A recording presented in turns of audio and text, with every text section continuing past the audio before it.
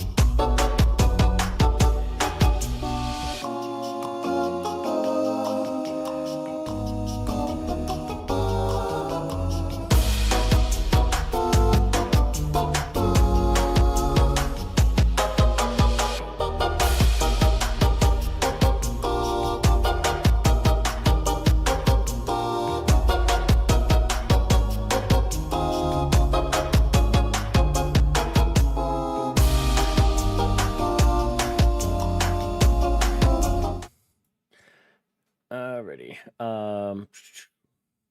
Cool. All right. Oh, well, what is going on, our podcast viewers? Welcome back to another wonderful episode of What in the World podcast on this beautiful Father's Day. So, first off, happy Father's Day to all you fathers out there, if you are. And if you're not a father, like Alex just told me, happy not a Father's Day. With us tonight, we have DC Glen. Some of you may know or remember him from the popular duo tag team for their biggest known song, Whoop, There It Is, and also from the Geico commercial remix parody of the same. We are super excited to have DC on tonight to talk to him about anything and everything, what he's working on right now. He gave me a little insight right before we got started on some stuff, so it's gonna be a good one for sure. DC, welcome on, my man. Man, it is good to be here. Good. Oh, I guess I should also probably take care of the chicken wing in the room before we go any farther. So yeah, I definitely fractured my radial bone this weekend. Doing some drunk shenanigans, but it's fine. It's fine. Paid the price for it. I was just gonna say, how'd you do that, Ben? I was, drunk shenanigans. Don't worry about it. But the lesson here is don't, run full sprint after your buddies when you're hammered at 3 o'clock in the morning, an hour away from home. Good advice, sir. It is what it is. Small price to pay. It was a wild weekend. Mm-hmm. But yeah, anyway, so that's out of the way. I wanted to start AADC. Thanks for being here, man. I remember I was mowing the yard today, doing some yard work, thinking like, what do I want to ask him? And I was thinking like, when is the first time I heard the song, the most famous song, Whomp, There It Is? And I think that was the very first ever rap or hip hop song that I think I ever heard, because I distinctly remember being in my uncle's pool in Kansas City, Missouri, and he loved that song. He played that song probably 100 times that weekend we were there to visit him. And it kind of came home with us, and we would listen to it all the time. That was like probably the first rap hip hop song I ever heard. And I loved it. I've loved it ever since. That is the writing theme of my whole life. First rap record I ever heard, first cassette tape, first CD, child's first words. Just anything possible you could think of, Whomp, There It Is was a part of it. So as far as that goes, this is our 30-year anniversary actually. And we've been singing that song for 30 years. Bro, that song is old as me. Still touring. We're on like 3 different tours right now. I was lucky to have a weekend off because it's about to get difficult again. Mm. And what I love most about touring is that just every city is something new, Yeah. right? Even if you've been there before, you're still gonna find something new. So we travel all over the world, and I just love seeing how other people live. Mm-hmm. That's one reason I love touring. Then get to be a kid again on the weekends. Go back to my youth. And then it's very, very, very, very, very lucrative now because we're just in that nostalgia phase. Right. And Right.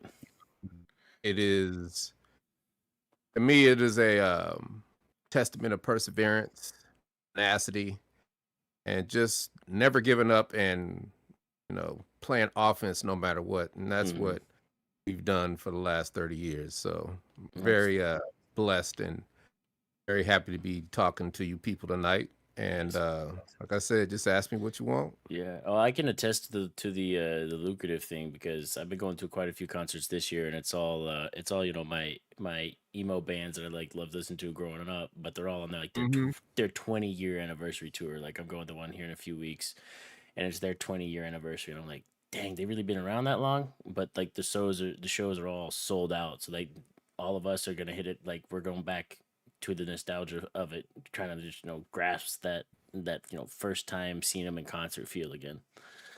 And it's crazy because I think that people long for good music. Because once Oh, you for hear sure. good music, you're not gonna not know good music.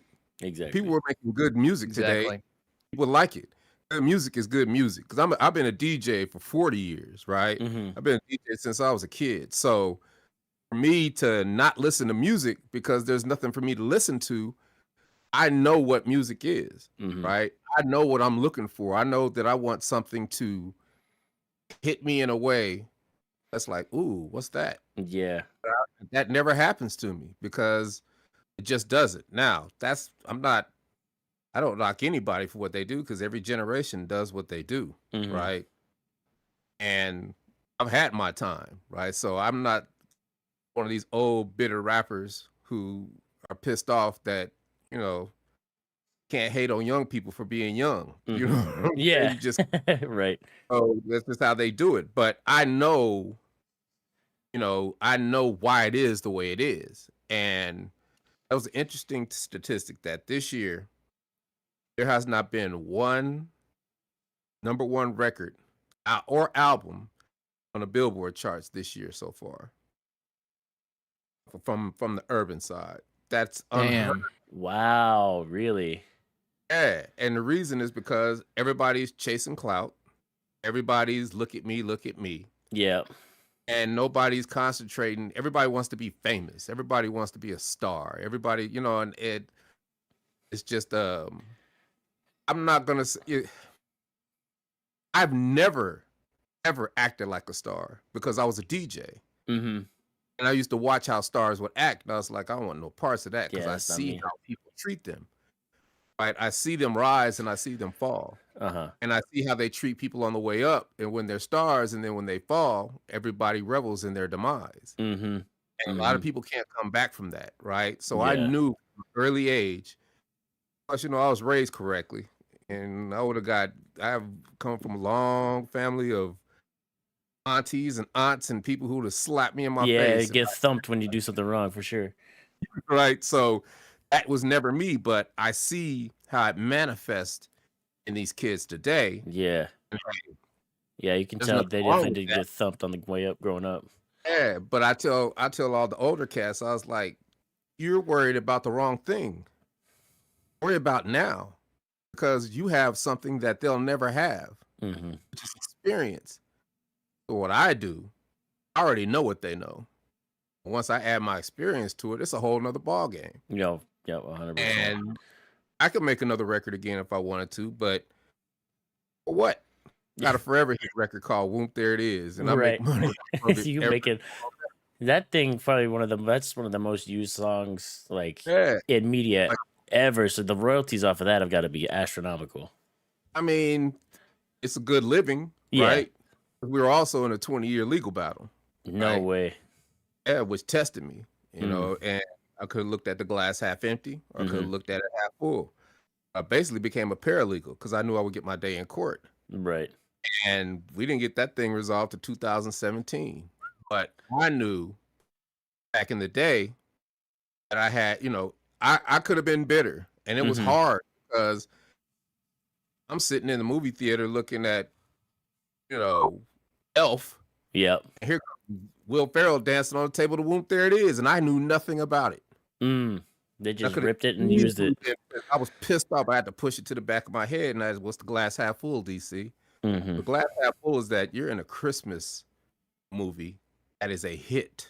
Yeah. And it is going to last forever. And it is going to be played at nauseum every Christmas. Mhm. So the world will continue to know what Whomp There It is, right? It is up to you to go get your money because ain't nobody going to give you nothing. Don't nobody owe you nothing. And don't nobody care, Yeah. right? And once I realized that, my life changed in a way that I have never looked back. And I just grind, Hell yeah. learn. Whatever I got to do to learn what I need to learn, to get to where I need to get to, that's Mhm. what I got to do. And it has been 30 years of doing that. I'm learning SEO, learning digital marketing, learning Photoshop, Mhm. learning how to do videos, learning social media, learning fashion photography, learning all the things that I would need, voiceover. I'm an actor now, like all those Yeah, I things saw that. fold in, and they come, my father used to say, boy, you a jack of all trades, master of none. It's like, yep. Yeah. And I never really listened to it, but the beauty of that phrase is that if you live long enough and you get past what life has baked in the cake for you, Mhm. all those trades come back to serve you in ways that you could have never imagined.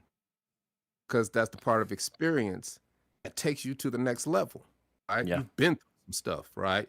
So for me, wherever I was, like, as a DJ, I'm not just your DJ. I'm your light guy. I'm your sound guy. I'm the guy Mhm. that does the pictures. I'm the guy that does the radio spots. I'm the guy that does the flyers. I'm the guy that does all these things that you'd have to pay 10 people to do. That's called getting in the corridor. Mhm. And I tell people to do that these days who are at a dead end job. They're just complaining about their jobs. Like, well, learn what your supervisor does. Learn what the boss does. Because you never know somebody when a higher up's gonna come and say, where's such and such? I need this done. You'd be like, I got it. And Mhm. most people are like, I ain't about to do all that extra work. But it's like you don't even understand that because you do that extra work, you're educating yourself. And when you educate yourself in a no-win situation, even if you got fired or even if you got laid off, what you've just done is you've just elevated yourself because the transition to the next thing is easier. And then you become more hungry and then you seek more knowledge. But it ain't for everybody, right? Everybody's not built like that. Some Right. people want it, most people want it quick. I want it quick, but I'm still willing to put in the work, right? I still willing to do whatever it takes because it ain't nothing but work. As a grown man, I have never not known work because I had a paper route since I was like 8 years old. I've had a job since I was 8. So work is nothing for me. Yeah. I mean, I didn't Especially mean to get on a tangent No, about. no, no, that's all right, dude. That's information that Because I know people wonder how in the hell you make a 30-year career on one song. That's how you make a 30-year career on one song. Mhm. You Mhm. hustle. It's never over. You still got to reinvent yourself. You still got to stay relevant. And through all the technologies that have passed us, I've been masterful at them and I've been able to keep us popping, right? I'm always looking for a television performance. I'm always looking for um, TV commercials. I'm always looking for extra stuff so we can always stay relevant Mhm. and just keep pumping that record to generations after generations of people. I think it's all of the most successful people I've ever talked to in my life, you being included in that group, have all had that mentality of, listen, the world doesn't owe me anything. Nobody, owes me anything. and success is paid daily and rent's due every day, right? So you have to find ways to continue to be successful because nobody's going to hand you anything and the world doesn't owe you anything. You know, the elf example is a perfect example of something that really could have taken you to a place of, you know, spite or you know, man, I don't want to do this anymore. Like, this is bullshit. You know, I should be making. I mean, you see Elf on TV every damn Christmas, 100 times a Christmas. You know, but that mentality that you have, I think, and again, translating back to like the music that's being made today, I'm the same way. I really don't listen to a lot of music anymore, honestly. Most of what I listen to is podcasts, and it's not because I don't like music. It's just because I know what I like, and there's a time when I listen to music, and there's really no new songs on that playlist. You know, And that we got go knowledge. ahead. We can get knowledge. We could get knowledge quicker at any time in human history. And knowledge is the new crack rock for me. I promise you, because I go through courses daily. Right? I coined the phrase "learn how to learn." Not enough just to learn. You got to learn how to learn. Right? Example. You know, Huge. I mean, it's just so many examples of where. What do I have to do to learn something? Well, I'm gonna join an organization, or I'm gonna go to this conference, or I'm gonna go get this course, or I'm gonna look at YouTube videos, or I'm gonna do this, or gonna do that. And those are the kind of easy things, but really figuring out how to reverse engineer and how to think differently and how to control your emotions and how to stay moving forward, that takes you, right? And I always tell people, it's like, this ain't for everybody. It's not, because most people are not willing to do what I'm willing to do to seek the knowledge to get my money. I'm always going to get my money, period. Right. And that's fun for me. Yeah. So we like to do these live on YouTube, so we have a live chat going. So one of our viewers have asked us, where do you find your inspiration for your music? I don't do music no more. So when you did. When you're young like that, you're just making records. So I'll explain it perfectly. It's amazing. And I'm so blessed. I get to this gets to even come out of my mouth, right? Is that all the people who were my influences, I'm on tour with now. And I tell them stories about where I was at and what I was doing and how much I loved their record. But in the same breath, they turn around and they tell me the same damn thing. That's awesome. Doesn't get any better, right? Last weekend, we're in DC. I'm with Sugar Hill Gang and Young MC, right? Those are my people. We do shows we're family. Week before, I was with CNC Music Factory, Tone Loc, Kid and Play. These are my family, right? Because we all grew up together. But I grew up, I DJ'd playing their records. I went to their movies, right? Rapper's Delight is one of the first rap songs. I changed the game. Hell yeah. Then I get to be on the same stage with my heroes, with the people who influenced my music. And they turned right back around and said, man, I remember one time and it just gives me chills when people do. Mark McGrath, Sugar Ray did that to me. Vanilla Ice did that to, like, everybody does that to us, right? And I got to tell you, it is the greatest feeling because there's not that many of us that are still touring. Right. Salt and Pepper to Sir Mix-a-Lot to MC Hammer, everybody. We're all family. And, they look at me, they know I hustle, right? Because here's a tip. You got to let people see you hustle. All right? People see you hustle, they're interested in what you're doing. So whenever we travel, first thing I do, I sit up in the hotel lobby. And I got 2 computers, 2 laptops, and I'm grinding. They come in and, hey, look at him, Tone Loc. Hey, look at DC. He trying to hack the internet. He's trying to hack the government. Like, everybody, but we happy to see each other, right? Yeah. And as people start coming through, they're like, well, what are you up to? I'm like, hey man, I'm sitting here making prompts. And they're like, prompts? What's a prompt? It was like AI.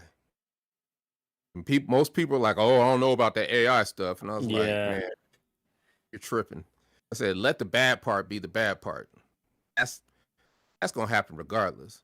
What's the good part? Right? Good part is I used to suck at writing. I suck at writing no more. This is 2 months ago. Right? That was my Achilles heel of building websites. The writing part. I was spitting out web pages like it's nothing. Right? I had to learn SEO. Because in 2011, the whole world thought Barack Obama was in our music video because Gawker had did an article on a clip they took from a group called Deuce. There's a picture of this guy. They froze the frame. One frame, he looks exactly like Barack Obama, young Barack Obama. And we did ABC, NBC, CNN for 2 weeks. We were just talking to industry again. Yeah. And I was pissed off because at the end of those 2 weeks, I had no money in my pocket. Mm. That changed me. And I said, this will, and every time I have something traumatic happen to me, I don't fold or get depressed. I was like, that'll never happen. Never again. You just use it as motivation, fuel for the fire. Yeah, that's what started my SEO career, search engine optimization, the ability to get in front of people who can pay you, the ability to get on the first page of Google, right? I'm masterful at it now after all these years. The ability to be found. If I can't be found, we don't get to do a Geico commercial because they found me and I made it easy for them to find me. Right? Yeah. At the end of your podcast, you say, well, you got where can people find you? And every podcast, that's what they're saying. Well, where can people find you? And there isn't one thing. You type in anything that got to do with tag team, you're gonna see me. Because I am that good at search engine optimization. I'm just gonna tell them at the end of this that Google gives you a recipe, right? But most people can't twist their head to think about it. Right, I thrive in the Bizarro world. For those who don't know what the Bizarro world is, Superman has a nemesis. Bizarro is himself, but the evil Superman. And if he gets teleported into his world, that's the evil world. But I thrive in the evil world because I know how to reverse engineer things to survive. Right, so I'm looking for solutions in everything I do, and I can tell you, ChatGPT has changed my life in ways I never thought. I never thought I'd be able to learn at this level this fast. Implement all the things that I ever wanted to do in my businesses by myself. It ain't for everybody. Yeah, it's been brutal because you have to teach this robot. Yeah. You got to tell it, hey, you are an award-winning line editor and copywriter. Write me but if you just be like, write me a thing on this, and then most people just want it to be push button, and they're like, man, this don't even work. You coach that. The only way it works is if you are intellectually sound to even be able to feed the robot what you want. So you better know what you want before you even start. Right. Right. So all the things that I've learned, I've been able to just springboard into other things and other things. Now I'm coming up with combinations and just recipes of things that I never thought I would be able to do. Because I try to hire people to do them, but people overpromise and underdeliver. And it got to the point where I just had to pin my ears back and do it myself because there are not many people who can do what I do. Nobody knows tag team better than me. Right. And that's the key. Got to know, like I'm building my own language model. I'm building tag team GPT. So the world will know exactly what tag team is, was, always, and forever through our narrative. As opposed to just frivolous stuff all on the internet. Right? Yeah. Reputation management. That's what that is. And most people wouldn't even think about that. Everybody's looking at social media. I do social media. No, I don't. No. Everybody's like, look at me, look at me. And that's not what social media is. I'm like, that's cool though, because people got to do that. People want to do that. I hear it, but a lot of it is a ploy for attention. So for me, I use social media in a totally different way because I don't need 100,000 people to like me. I just need 100 people to pay me. Mm-hmm. So it's a different ball game because I'm trying to rank all my posts on the first page of Google for the people who need what I have to offer instead of carpet bombing everybody and Yeah. just saying, look at me while you're pulling that slot machine where you just scrolling and scrolling and scrolling and your hashtags get lost in the abyss. Mm-hmm. Nobody ever sees you. But if I'm in the front of concert promoters saying, hey, this is what we do and we're pretty damn good at it, well, then I get a call. Then it goes to my agent, and then my agent makes a deal, and then now we've got shows for the next 3 years. It's a different. This is the greatest time in history. If I knew all this when I was, I didn't even knowing it now. I could put out a record if I want to, but I would never put out a record the way we did back then. Mm-hmm. I made music; it'd be in commercials or it'd be in a movie. I let them do the work for me. Nobody would ever know it was me because I don't have to have that. Mm-hmm. I'm trying to get the placement of the music so I can get the check and the residuals because that's different forms of passive income. That's like having a rental. Rental properties. Yep. Yeah, man. Right? Because it's always gonna pay you. Yep. It'll be there. You don't have to do anything but build it one time. Yeah. That's it. You don't have to maintain it or nothing. Minimal effort to maintain positive income always. Always. So, I've had a lifetime of ups and downs, but every down is an opportunity to get 10 more things. Yeah. Depending on your mindset. Mm-hmm. So Well, it's all about learning, right? It's all about learning. Failure is never the end. There's always a lesson to be had in failure. And if you're smart enough and mature enough to take a look at that failure and say, what went wrong here? What can we do better next time? And then take that moving forward to the same situation again, it'll be good. That's why they call it game tape. That's why Tom Brady and Peyton Manning sit there for hours when everybody else is doing whatever they do. They sitting there looking at tape. Mm-hmm. Yep. Why did this happen? How could this be better? What are we gonna do? What's going on, right? Mm-hmm. And I don't care, man, because I just feel like I don't even feel my age. I'm so excited about what's going on in my life, right? Because I'm learning things that I love to learn. And maybe, this is what I leave people with all the time, but I'm gonna start it now, is that there are a couple keys to me doing what I do that really helps me. Mm-hmm. And the fact that I'm a part of 30 different organizations is one of the biggest reasons for my success. Because I'm in everything from grant writing associations to National Speakers Association. I'm a speaker. I'm in all the music organizations. I'm in, Notary Public Organization. Like when I want to learn something, I join an organization, right?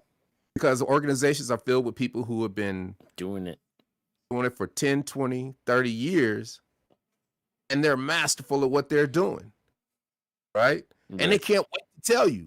Just like I'm sitting here spitting all this game to you, couldn't wait to do the podcast today. Yeah. I know I got something for you, right? Mm-hmm. And it's so amazing because that Geico commercial happened to us during the pandemic, so therefore we couldn't go anywhere. Mm-hmm. Nobody could see us. I was like, forget that. I'm gonna do something. So I tried to get a publicist. Mm-hmm. The publicist, they didn't want to work because they didn't know how to do nothing in the pandemic. So I was like, I'm gonna be my own damn publicist. And I joined the Public Relations Society of America. And Super Bowl week 2 years ago or 3 years ago, Super Bowl week 2021, I am on this podcast or this Zoomcast with this CEO of this PR firm. And I raised my hand. I'm like, our press release is still relevant. She's like, well, what's it for? I'm like, well, I'm kind of featured in a national Geico commercial called Scoop. There it is. I'm looking at the chat. Now the chat started blowing up and everybody's like, oh my God, what's he doing here? That's not him.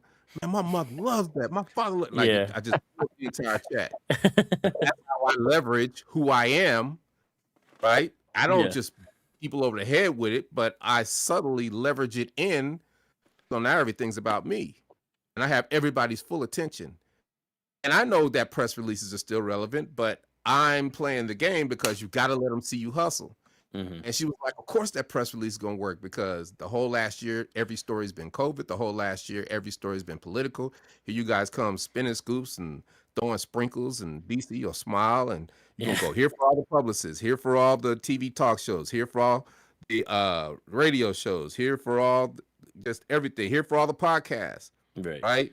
And that right there changed my life forever because I dropped that press release on a Wednesday. I get a call Thursday from the Dan Patrick Show Friday. Me and Dan Patrick and Steve are talking about strip clubs and Tom Brady Super Bowl weekend. Hell And yeah. you see what I'm saying? And I Yeah. asked the producer, I was like, how did you even know to do this? She's like, I saw the press release. We wanted in on that because we Mhm. kind of had something to do, and we are like, well, we kind of like, nope, we want tag team. Mm. And all of that, right, is the reason we are sitting here on a Sunday night talking.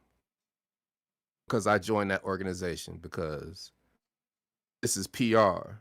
This is Yeah. me practicing articulation. This is me practicing storytelling. This is me learning how to meet new people. This is me studying other people on the side. This is Mhm. me seeing how people react to what I'm saying. This is how me coming up with different analogies, learning how to teach people in different ways. This is going to serve as SEO juice, because if you put my name in any name that you put in, the title is going to pop in Google. Now I've got 1,000 podcasts and everything is positive Mhm. because I'm killing 14 birds with one stone. Gotta take every opportunity and turn it into 10 no matter what. It's never over. And I just, in my ears back. And then here's the thing. It's not a quid pro quo for me. Mm. Like, I plant seeds. I don't plant these seeds and then, all right, seed grow. This Yeah. seed ain't growing. I quit.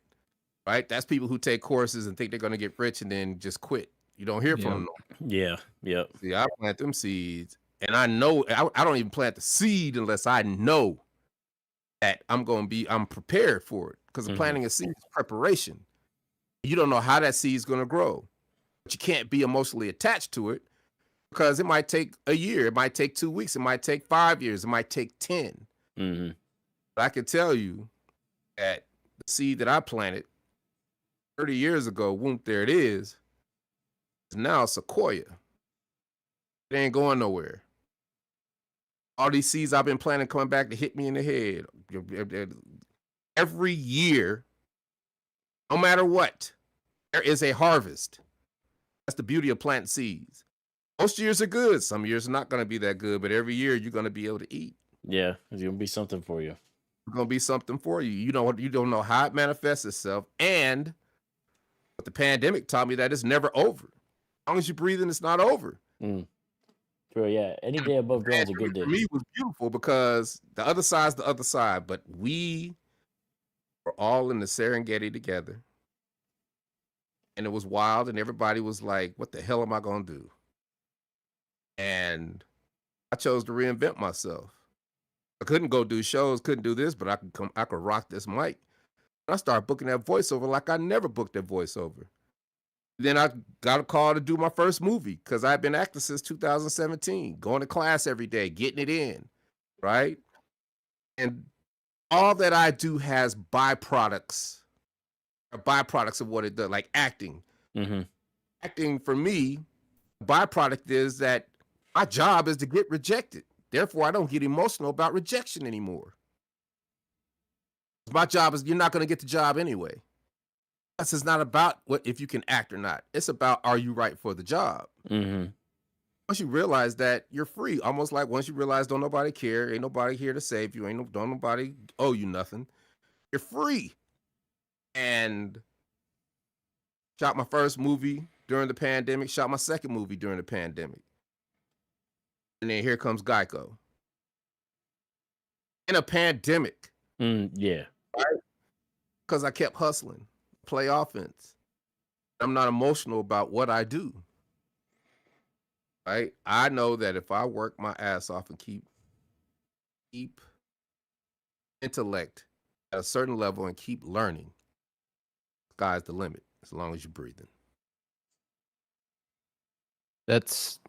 There are like 100 things that you just said that I wanted to touch on at one point or another. But when you're cooking, man, I'm like, yeah, Let give him me cook. more. Let Like him pump cook. it Just let it straight go. into my Yep. veins.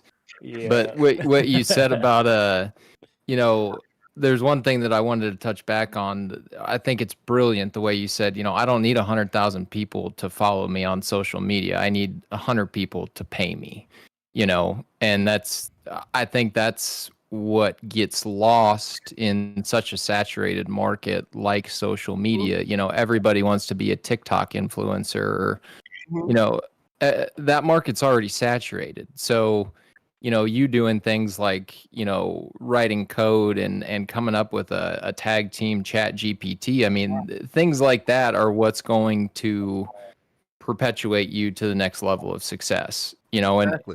and it's such a cliche saying, but I think it's so true. You know, luck is the byproduct of hard work. And so many people are not willing in to put the work in. They just want it all to come to them. No, we live in You know, in a society, in a generation now of instant gratification. They want It's it always now. it has always been like that. Everybody Yeah. wants it. My father told me, he told me when I was young, right before Whomp, there it is, right when it was hitting. He said, "Come here, boy, I'm gonna tell you something." He said, when I was in high school, first year in college, and I was in high school, all my friends, you know, they was hustling. Some of them had Cadillacs, they had all the girls, and your grandmother used to make me go to school. And I used to kind of hate her for it because I wanted to be with my friends and be with the girls in the Cadillac. And he said that was the dumbest thing to think because I went to school and I'm an educator now. I have a doctorate degree and now I'm the dean of a university. I'm the one that got all the Cadillacs and all I needed was the one woman, right? And I was like, whatever, Dad, I'm gonna ball forever. But I listened to what he said. You know what I'm saying? You know, I'm all that's that's my biggest gift is that I listen. I might not agree, but I'm listening because I'm trying to. There is truth in every negative thing that somebody says to you, Amen. and some people say stuff to you from their experiences, so it's not in a negative form. The people who say the most negative things to you are the people who love you the most. They're not being negative; they're just seeing it from their perspective because they know you, right? So I take that and I'm like, well, what if, and instead of getting emotional about it and being pissed off that nobody supports me and all that crap, right? Because it gets like that. You know, it's hard to sequester, but that's what kills people: pride and ego. Yeah. And I've learned the ability to sequester my ego and kill my pride to a level where I'm totally twisted now because I see a solution in every problem. What they say, stay away from negative people. You'll never bring them on because for every negative person that gives me an excuse or a problem, they've just given me a solution to that negative excuse and a problem. They've just given me the tools to go and re-engineer what's wrong with them and what they feel about it and make myself better. So if somebody's like, well, I think you're this and that. Like, all right, they don't know what the hell they're talking about. But what if what they were saying is true? What would you do about it?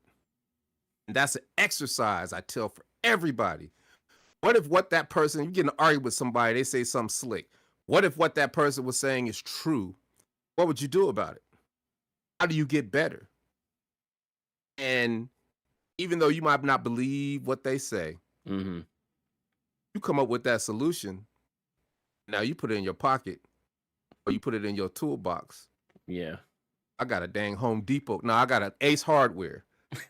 Give me Lessons some. like that, where I have the perfect tool for any situation in life that comes at me so I don't get flustered too much. Right. Because I can listen to people and take their, whatever it is and turn it into something positive because that's how I am. Right. And then you've I got can't it. be any other way because my spirit's not like that. Right. And then I'm you've got trying it. to get this paper. Yeah. Right. I'm trying to hustle. And I've been successful, but it's like, everybody's like, what do you want, DC? And I was like, I want mastery. Because it's like, you're never going to get you can't be, you're not going to be master of some stuff, but it's that mindset. Gets you to the ballpark. You're in the ballpark. You're good. Things change. Life changes. Things evolve, right? Right. And if you evolve with them, that's a form of mastery that they don't teach you, right? People think you could just do some stuff and once you've accomplished it, it's done. What about that next level of it, right? And that's why I love this AI stuff because we're at the beginning. Think if you could have been, there's been times in my life where I look back on them, like when Whomp There It Is came out, we got money, but I should have took that money, put it in Yahoo or put it in, that's when the internet started. We had one of the first websites on the internet. Didn't even know what it was. If I knew what it was if I go back and do that again, my life would have been totally different, right?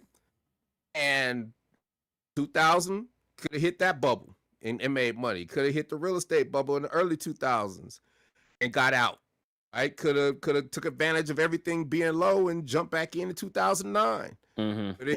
Could have hit the crypto thing in 2011.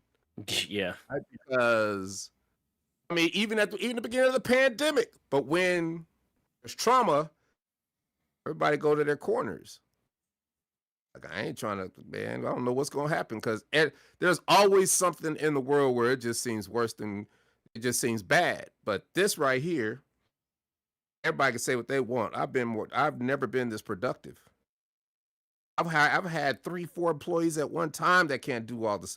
And it's like I can't even hire anybody because I'd have to teach them, and that learning curve for them would just be way too much. Mm-hmm. Because I'm the one that's making the prompts. I'm the one that is the solution to all my problems because I know what I want. And now you have a supercomputer, and it hasn't even got to where it's gonna be because it's just so much technology that's gonna speed all of this up that what would take me to ask me a question, I might come up with 2-3 answers. I type that same question in the bot the right way in a prompt, it comes back with 2,000 answers. Right. You're dealing with a super computer, right? Yep. Computer that you could teach to do what you needed to do for you. Right now, everybody's like, "Well, what if it takes over?" And look, well, if it takes over, it takes over. If it takes over, I'm gonna be able to bargain with it. Be like, "Hey, dog, I know what you're doing." Hey, I treated you right. Remember me. Remember DC. I'm riding with you. You know what I'm saying? So it's like Yeah. I already know that somebody's going to use it. Man, there's always going to be, always and forever, there's going to be somebody getting it, somebody that's not. Mm-hmm. It's up to you to choose what side you're going to be on. That's why I hate when people say, "Don't teach us that." Well, they ain't supposed to teach you that. No, they don't. Hey, well, they changed these laws. Everybody's a warrior for something. It's like, well, they changed the laws. Why not? Instead of being mad about it, because you can't do nothing about it, why don't you see why they changed the law and who they changed the law for, and then adapt your business to take advantage of that law that you changed? Right. Yep. Many people get mad at tax codes when they change. Well, figure out what they did and then adjust. Mm-hmm. Well, they're not going to do this. We'll figure out what they're doing and adjust. And now, depending on what you do and depending on how you are, depending on how sensitive you are and all that crap, I understand. But at the same time, I'm not about to sit here and be no victim on something I got control over. I have control over. All I got is control over is what I do. Right? I choose to hustle. So you could throw anything that you want at me. I'm gonna figure out a way. Like in Jurassic Park, Mm-hmm. old boy said, "Life finds a way." I'm Yeah. like, I took that. Like, yeah, also finds a way too. Real. It does, and it always will, you know, and the learned helplessness that we see in a lot of our culture today is just it's mind blowing to me. I feel like we were raised kind of in similar ways to, you know, one of my favorite quotes from David Goggins is "No one's coming to save you," right? No one's coming to save you. And growing up, it was very much like that for me. Now, granted, I had great parents, and if anything, you could say maybe it didn't spoon feed me, but you know, at times maybe were too easy on me. But at the same time, the accountability was always there, Yeah. and I don't understand this. I think it's a learned helplessness to where, and it's the natural human reaction in some ways, but people just cling to that and then they hold on to it and they never get out of that cycle and they Mhm. think someone's coming to save them. And it's like, bitch, no one is coming to save you. So figure it out. You know, do something, move on. I Help don't know how yourself. to help you, but you need to figure it out because it's you and nobody's coming to save you. So what are you going to do next? A young lady called me today, a tag team phone. She said, "I can sing. I could really sing, and can you do something for me?" And I was like, I said, "First of all, don't." I said, "You got a lot bigger fish to fry than you can sing, and can I do something for you?" It's like the way you just answered the phone when you call somebody where you want something from was 100% wrong. So even if I did want to help you, I couldn't. Mm. 'Cause you were so ignorant in the way you had no tact, no etiquette, no nothing. That being said, I'm still gonna try to help you. Right? She was like, "Just let me sing for you." I was like, "I don't want you to sing for me." I said, "You gotta earn the right to sing for me. I gotta know I'm not wasting my time with you. So here's your homework. Do this, this, this, that, and that." She could not believe it. Wanted to cuss me out probably. Left me some messages like, "Man, kiss my ass," right? I'm like, I just gave you the game. If Yeah. you was really about your business, if I want to go Anthony Robbins, if I want to go to Elon Musk, and he's like, "I ain't messing with you, but if you do this, learn about this, this, and then come back and hit me in a month." You don't think I'm gonna go do it? You're Yeah. probably going to have it done in a week. Yeah. I haven't done Yeah. it in a You. week, Yeah. and I can't be able to talk to him about it. What you got next for me? What you got next after that? Because right now the commodity is time. Mm-hmm. Don't have time to be wasting. Why am I gonna waste my time? When I already know how this story is gonna go. I don't care if you're the greatest singer at all. You don't know your business, and I'm not a person that take advantage of people. So therefore, I'm not looking for nobody to do that. Mm-hmm. And I despise the music industry on that level. I would never do that. I could never do that. And then I just can't deal with people who I'm not about to deal with because I already know that even if you blew up, I'm not gonna be able to control it. Yeah. I want that. I don't want them problems. Right. So all I could do is give you my experience and help you, but I'm not gonna do that unless I know that it's worth it. That's what I do with everybody. With people like, what music advice you got? Well, there's a book I got. I'm gonna send you a file. Read that book and hit me back in a month. Nobody ever does it. Mm. It's like I got 30 years worth of music industry experience I could give you, but everybody's thinking, don't I got to go to the clubs and don't I got to do social media and don't I got to do this and don't I got to do that and what I got to do to be a star? It's like you're trying to be a star. I've just given you the whole music industry to where you can live and thrive forever in this one book. It's a book on music publishing because I've given you the back end. The front end is the money, the cars, the clothes, the women, all that crap. Mm. The back end is when all that fades. Do you have the rights to your music? And if you learn about the rights to your music, you won't get suckered to let somebody take the rights of your music. And then you can live off a mediocre record forever because you can license it. Mm-hmm. Nobody ever does it because everybody wants to be a star. But then, ain't nothing wrong with that because I was like that too. I was like, I don't give a damn. I want to be a rock star and it's going to happen. I might have halfway would have sold my soul. That's why that narrative is so true, because Yeah. people are willing to sell their soul for fame. Mm-hmm. And mm, and I just I'm happy and blessed that, I was gonna tell you, even if your parents did spoon feed you, so what? Because I had a wonderful childhood, grew up, played by, middle income, middle class, but man, we grew up in a community, rode bikes, did all kind of stuff. Parents was dirt poor.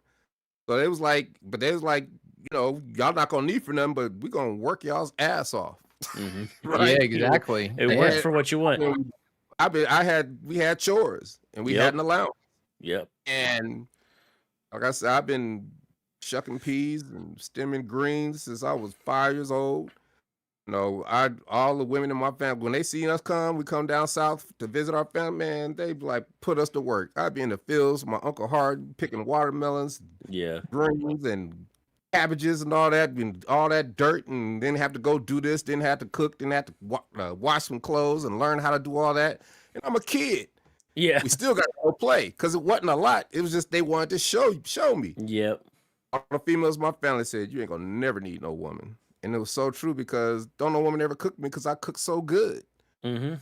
Chef. I'm basically a chef, and it's like it was a curse, but it's also good because I'm self-sufficient, right? Yep. And I worked in a strip club for 30 years, so I was liberated as a man in my early 20s because I realized that vagina is not the most important thing in the world, right? Right. And once I learned that, I was free because it was like, oh, it's the first rule of hustling: don't get high on your own supply, right? That's why I was never trying to have sex with them girls because that's my money. I That's got the $100 supply. $30, $40 every night. Why am I gonna get messy? Yeah. With No. some vajayjay, right? When I can teach them, be on their side, be their comrade, and make money hand over fist. There are 1,000 strippers. I've been through 3-4 generations of strippers, and they all adore me because I've always taught them how to make money. Mm. Because I see it. I know how to get money out of people. I was good at it. I DJ'd in the clubs. I DJ'd everywhere, right? All over the country. And I've just had a great life. I was already popular before Whomp There It Is. DJing was everything for me. And it was a hard road. When everybody was out playing, I was downstairs spinning, tearing my daddy's records up. They used to laugh at me. Everybody used to laugh at me. Look at me now. Right? Yeah. And, and I do it with grace and humility. I don't rub it in nobody's nose because who am I? Right? Mm-hmm. I'm still the same person. I'll never be that person that people think I ain't. It's always going to be people who think you're this or think you're that. Always me. I always treat people with respect and how I want to be treated. And, that is my legacy. And, I just really am excited about life. That's how everybody should be because you only get one. Yeah. Make the best of it while you're here. And I'm going to ride this thing till the wheels fall off. Promise you. So. I was gonna bring that up earlier. It's another funny reaction from a lot of people who are not willing to put the work in when they see somebody putting the work in. Look at that dumbass over there. Look at him spinning his wheels like that. Look at DC down in that basement tearing up those records, thinking he's gonna be somebody. What Ben and I did in the middle of the pandemic was we started a podcast. Now we're not anywhere where we want to be, but we're a lot further than the 2 viewers we used to get and think like, holy shit, people are actually watching, And I know, I know that I'm sure there's been friends or quote unquote friends, more like acquaintances who have been like, oh my God, another white dude starting a podcast. Like, who does he think he's going to be? I don't know what it's going to turn out to be. And it might turn out to be nothing. We might not ever get to, I don't think anybody's going to get to Rogan level or, you know, one of those popular podcasts, but you don't know until you put the work in. So put the work in and see where it goes. And what's the worst thing that could happen? And that's why I don't discriminate on podcasts. I'll do the biggest to the smallest, because we all in it together. You know what I'm saying? Yeah. So I know that if you had 2 listeners out there, somebody gonna get something from what I said. Somebody will, for sure. Even if it was no listeners, and then Alex and I are just gonna get something. Exactly. Yeah. You know what I mean? Conversation. I've gotten 10 ideas just from talking to y'all. Good. It's good. Heck yeah. I'm telling you, man, I learn more from running my mouth. I just want to thank you guys for letting me come on your podcast and run my mouth. Hey, we appreciate you coming on and running your mouth. Got any more questions for me, man? I am hungry. I ain't ate all day because I've been here grinding. No, you're good. You've been on your grind, and we've taken up about an hour of your grind. So, no, I think I'm good. Alex, you got any save rounds? No, I don't. I think I'd pretty much. It's funny. I've said this pretty much every time. I always come in thinking like, oh, I'm gonna ask this or ask that, and my questions end up going out the window, and that's the way I want it to be. You know, I really enjoy these conversations, just natural. You know, especially getting to know somebody like you, and you know, listening to your story. And again, I'll say it. I apologize to the listeners. Every single person we have on here, it's like you said earlier, there's, you know, 10 little nuggets that you get from somebody, and they're all so similar, but just said a little bit differently. And it's just more for the tool belt, you know, it's just more to keep on going. Yeah, man. Yeah. So you gentlemen have a good evening. Before I go, Sprinkles! That's like my favorite part. I love that commercial so much. Sprinkles is a new party, people. So Heck yeah. man, crazy because I'm an actor, I prepared all that stuff for that commercial. Yeah. They let me do all that, and that ended up being the imprint that everybody loved, right? Yeah. So there is this thing about preparation. Preparing, because even if they didn't use it, you prepared, right? And they used everything. We could have shot 5 Geico commercials, all the stuff that I gave to the directors and the producers. So with that, peace. You guys have a good evening. Thank you for having me on the podcast. DC the Brain Supreme, out. All right. See you later, DC. Thank you, brother. Appreciate it. Got it. All right, chat. Well, another one down. Man had a lot to say. What a good guy, though. Nuggets of knowledge on us, but yeah, he was a good dude for sure. For sure. I'm also not gonna hang around very long right now because my arm is killing me, and I need to go freaking like take a bath or something. Yeah, and I myself am pretty starving as well. So keep it to a nice tight hour. Tight hour. You guys have a great rest of your Father's Day. Make sure you tell your dads thank you and that you love them. And as always, make sure you tell somebody you love them out there. All right, y'all. We will see you next week. Okay? Peace. Oh, love you guys.